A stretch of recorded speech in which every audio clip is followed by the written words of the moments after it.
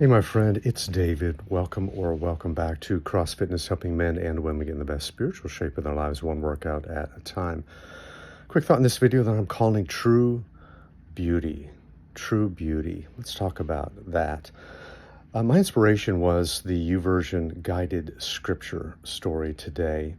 And if you've not checked that out, please do so. Download the YouVersion Bible app. And every day there's this wonderful video and scripture and devotion surrounding the verse of the day.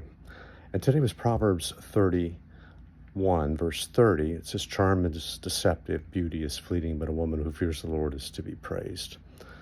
So let's talk about true beauty for a moment. And, God in his magnificent creativity, his genius, has made just magnificent things for us to see that are just drop dead gorgeous. The sunsets and the glorious mountains and, turquoise water, oceans, seas, lagoons, ponds, things like that, and beautiful people.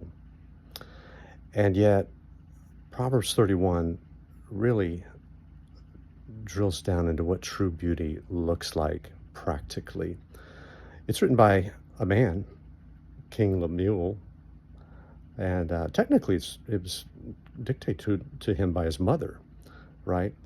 And what most people who read English Bibles don't know, in Hebrew, verses 10 through 31 are, they're a poem. They're a Hebrew acrostic using the 22 letters in the Hebrew alphabet from beginning to end, each verse beginning with one of the letters.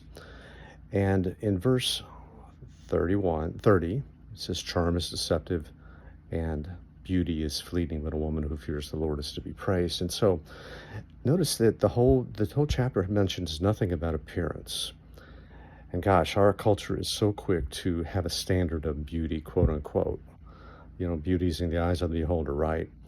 And but this woman in Proverbs is described as a God-fearing, a woman who honors people and cares for them. She's industrious. She's a good steward. She works hard in the home, outside of the home, and she just, again, it mentions nothing about her appearance. And we're so quick to judge that, in our cultural context. You go to the gym. There's a lovely lady, a pretty girl, but that's only 1/3 of who she really is. And we could say the same for women as they look at men. The outward appearance is only 1/3 of the true person, because there's a body, there's a soul, and there's a spirit. And while the outward body can be, well maintained or taken care of, there's the soul, the mind, will, and the emotions, and the spirit. And I've known a lot of people, they're quite attractive, but their soul is not in order, and their spirit is dead. They're not born again. They're not even Christian believers. And that doesn't make them less than, but it does make them not what the Proverbs 31 is describing as a true beauty. Okay, are you following me on that? And so, the big idea is that the fear of the Lord is what is really truly beautiful. It's very attractive. Proverbs 9 verse 10 says, "Fear and reverence for God is basic to all wisdom. Knowing God results in every other kind of understanding." And we've lived enough of life to know that the Bible will always turn out to be true. Charm is deceptive. Beauty is fleeting.